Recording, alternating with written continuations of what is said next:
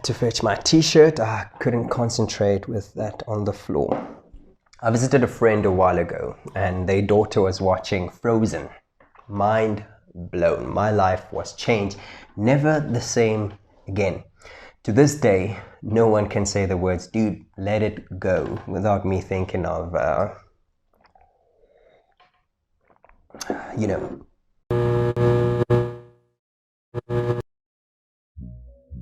And whether we like to admit it or not, our relationships, our love lives are more affected and influenced by Disney and romantic comedies than we would like to admit. Because most of us come from families where love wasn't done right, unfortunately. Some of us come from families where when the one partner wants something to be done, they go as far as becoming violent. And some of our families, some of the people medicate when things get too difficult, whether in the form of medicine or in the form of alcohol. And some of us have lost count of how many step parents we've had. So we come from families where love wasn't done right. And what usually happens is we go to the one thing that we think is doing that thing well, which is love in this case. And the one thing that we all default to is romantic comedies and what Disney teaches us about love. But there are a couple of things that Disney doesn't tell you. And one of those things are happily ever after. It's just the beginning.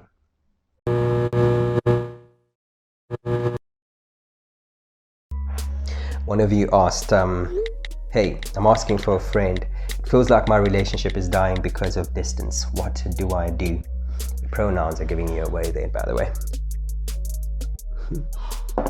Relationships are hard, whether it's long distance or not.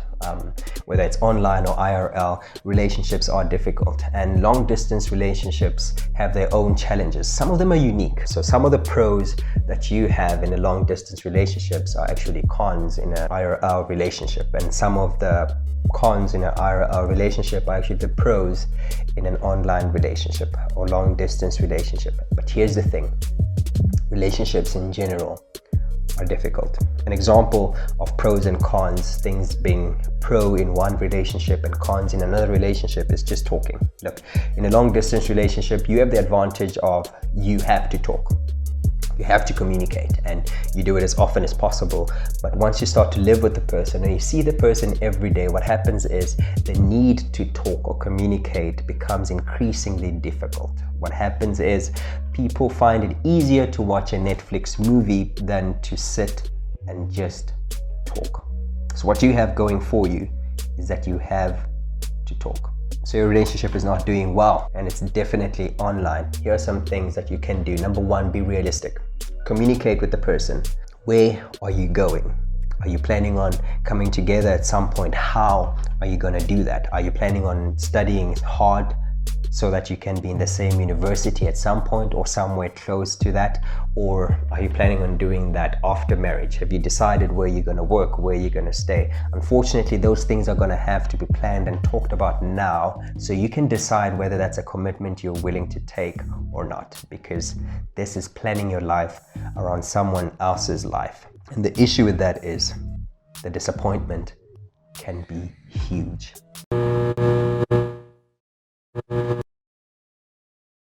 So you decided to stay, to carry on and do all of these things. Great, good, or not, whatever. It's your relationship. Here are some things you can do to spice up your online relationship with your partner that is millions of kilometers away.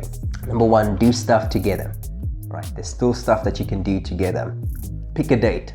Choose a movie, whether it's lame or not. Pick a time and show up at that time, both of you. Make sure you're watching the movie at exact same time. Keep chatting about that movie the whole time. Chat about what you think is going to happen. Chat about what you, who you think the bad guy is or how you think it's going to end. Maybe that will spark a new conversation that you haven't had before. It's happened with my wife a lot, where we're watching a movie and something happens that sparks up a conversation that we've never had before.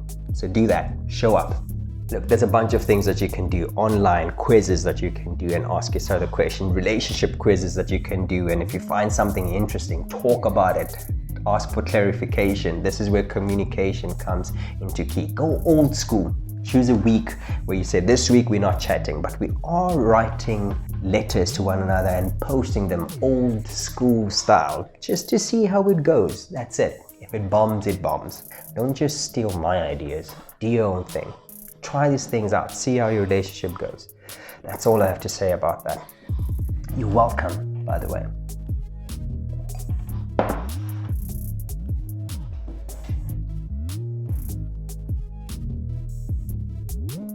The last thing I would suggest you do, and this goes for not just the online relationships, but for IRL relationships as well, keep showing up. One of you asked, why is consistency so important? Here's why.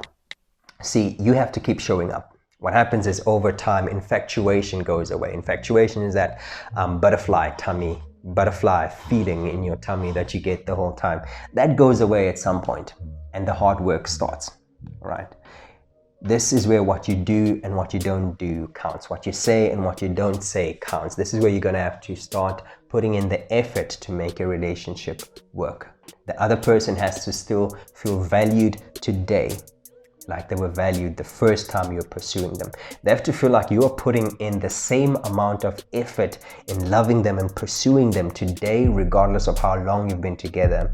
Like you were putting in the effort the first time you met them. You can't let that slip by. The person has to feel valued. They have to feel wanted. And this is why consistency is so important. Insecurity can creep in super easily if you stop just showing